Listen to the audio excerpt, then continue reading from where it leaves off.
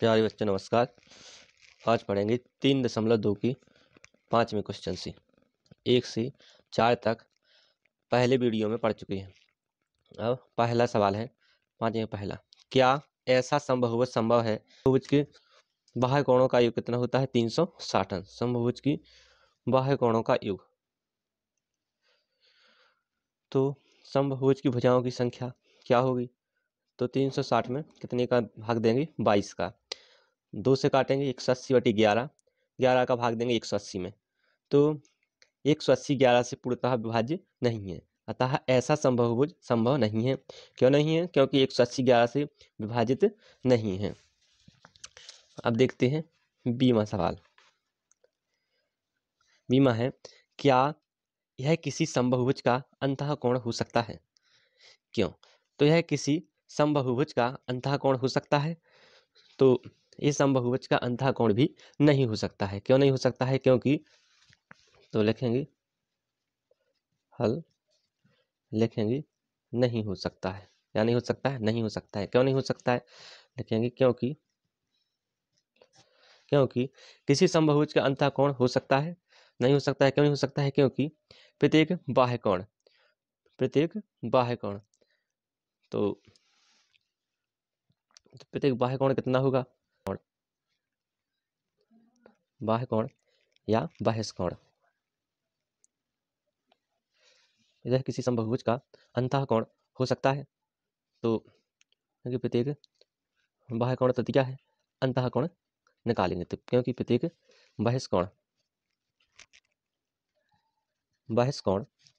कितना? 180 में से कितने हटाएंगे? 22, तो कितने बचे? 158। कितने बचे? 158। 158 है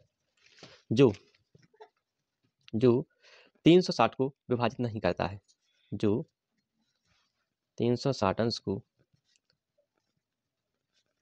विभाजित नहीं करता है। यानी जैसे 360 बटे कितने? 158। अब 158 से 360 पूर्णतः विभाजित नहीं है, इसलिए यह किसी बहुभुज का अंतःकोण नहीं हो सकता है।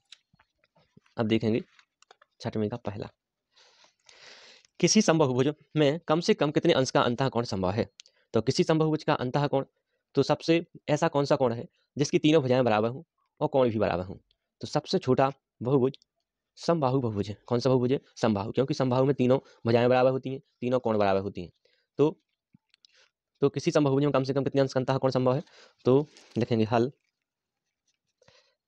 लिखेंगे समबाहु त्रिभुज में कम से कम 60 अंश का कोण संभव है। लिखेंगे समबाहु त्रिभुज में कम से कम 60 अंश का कोण, 60 अंश का कोण संभव है। किसी समबहुभुज में कम से कम कितने अंश का अंतःकोण संभव है? तो किसी समबहुभुज में कम से कम 60 अंश का कोण संभव है। यानी क्या अंतःकोण कितने अंश का बनता है? समबाहु त्रिभुज में 60 अंश का बनता है। कितने अंश का? 60 अंश का। अब अगला क्वेश्चन देखेंगे। अगला है, किसी समबहुभुज में अधिक से अधिक कितने अंश का बाह्य कोण संभव है? तो अधिक से अधिक बाह्य कोण संभव, जैसे एक त्रिभुज बना है, जैसे त्रिभुज बना हुआ है, यदि ये 60 अंश है, कितना है? 60, तो इसका बाह्य कोण कितने अंश का होगा? तो 180 में से कितने घटाएंगे? 60। तो किसी समबहुभुज में अधिक से अधिक कितने अंश का बाह्य कोण संभव है? लिखेंगे हल, अधिक से अधिक बाह्य कोण समबहुभुज में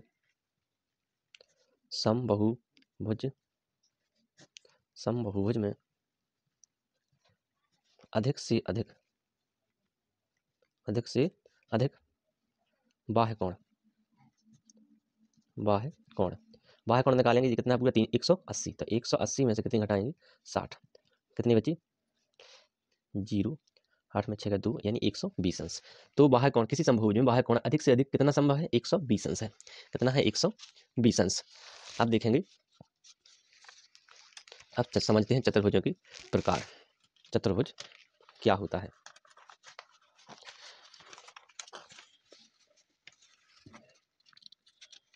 चतुर्भुज के बारे में समझेंगे।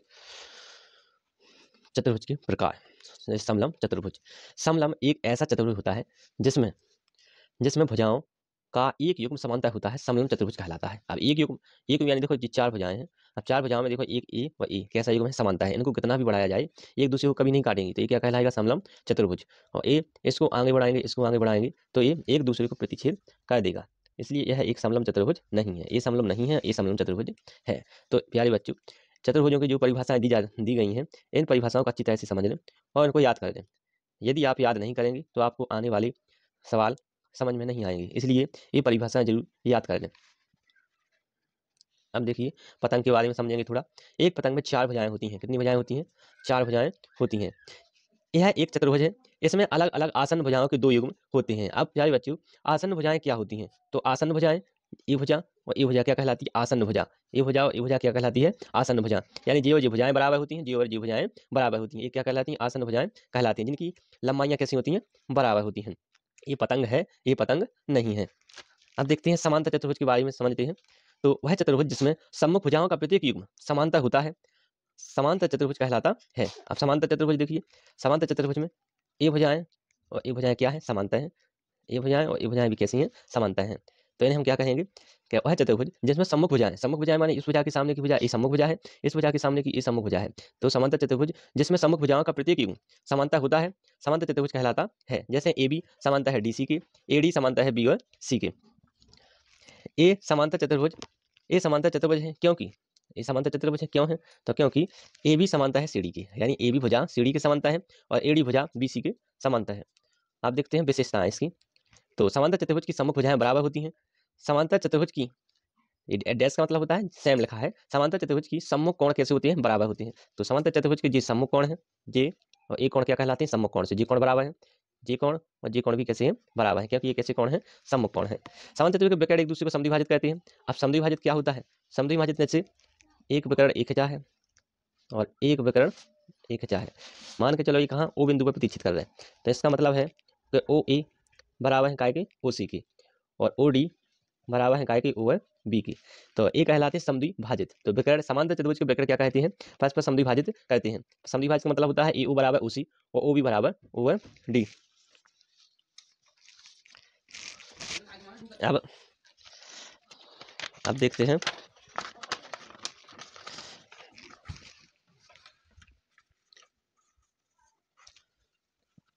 हैं समचतुर्भुज। वह चतुर्भुज जिसकी सभी भुजाएं बराबर माप की होती हैं समचतुर्भुज कहलाता है। अब बराबर माप की, अब देखिए जैसे पी क्यू बराबर एस आर के हैं, पी एस बराबर काय के हैं? क्यू आर के हैं। तो वह चतुर्भुज जिसकी सभी भुजाएं ए भुजा ए भुजा ए भुजा ए भुजा यानी सब भुजाएं कैसी हैं? आपस में बराबर है, इसे क्या कहते हैं? समचतुर्भुज कहते हैं। अब इसकी विशेषताओं के बारे में समझेंगे। तो समचतुर्भुज की सम्मुख भुजाएं कैसी होती हैं? बराबर होती हैं। समचतुर्भुज की सम्मुख भुजाएं बराबर होती हैं, यानी एस आर बराबर काय के हैं? पी और क्यू की, तथा एस पी बराबर काय के हैं? आर और क्यू की। नंबर दूसरा क्वेश्चन, दूसरी विशेषता है कि समचतुर्भुज के सम्मुख कोण कैसे होते हैं? बराबर होती हैं। कोण पी बराबर है कोण आर के, तथा कोण एस बराबर है कोण क्यू के। अब नंबर 3, समचतुर्भुज के विकर्ण एक दूसरे को समद्विभाजित करते हैं। समद्विभाजित के बारे में हम बता चुके हैं, एक बार पुनः देख लें। समद्विभाजित मतलब ओपी बराबर है ओ आर के, ओ क्यू बराबर है ओ एस के। समचतुर्भुज के विकर्ण परस्पर लंब होते हैं, यानी पीओ लंब है काय पर? एस और क्यू पर। एस क्यू पर लंब है, तो यानी यहाँ जो कोण बनेगा वो कितने अंश का बनेगा? 90 अंश का। ये यहाँ पर भी कितने अंश का बनेगा? 90 अंश का बनेगा। फिर देखते हैं आयत के बारे में। आयत वह समांतर चतुर्भुज जिसमें एक कोण समकोण हो आयत कहलाता है। क्या कहलाता है? आयत। यानी यहाँ पर कितने अंश का कोण बनेगा? 90 अंश का कोण बनेगा। और आयत की आमने सामने की भुजाएं कैसी होती हैं? बराबर होती हैं, समांतर होती हैं, बराबर होती हैं। और आयत के विकर्ण कैसे होते हैं? बराबर होते हैं। आयत के विकर्ण कैसे होते हैं? बराबर होते हैं। तो आयत की सम्मुख भुजाएं बराबर होती हैं, आयत के सम्मुख कोण बराबर होते हैं, आयत के विकर्ण परस्पर समद्विभाजित करते हैं, आयत के विकर्ण बराबर होते हैं। देखते हैं वर्ग। वर्ग है, वर्ग में समांतर चतुर्भुज, वर्ग वह है आयत जिसकी सभी भुजाएं बराबर माप की हो, वर्ग कहलाता है। वर्ग में समांतर चतुर्भुज, समचतुर्भुज तथा आयत के सभी गुण होते हैं, यानी जो विशेषताएं समांतर चतुर्भुज की वो सेम वर्ग की होती हैं। समांतर चतुर्भुज हो, समचतुर्भुज हो तथा आयत हो, सभी के गुण वर्ग में होते हैं। तो धन्यवाद प्यारे बच्चों, चैनल को लाइक और सब्सक्राइब जरूर कर लेना। किसी प्रकार की कोई प्रॉब्लम हो तो कमेंट में जरूर बताएं। धन्यवाद।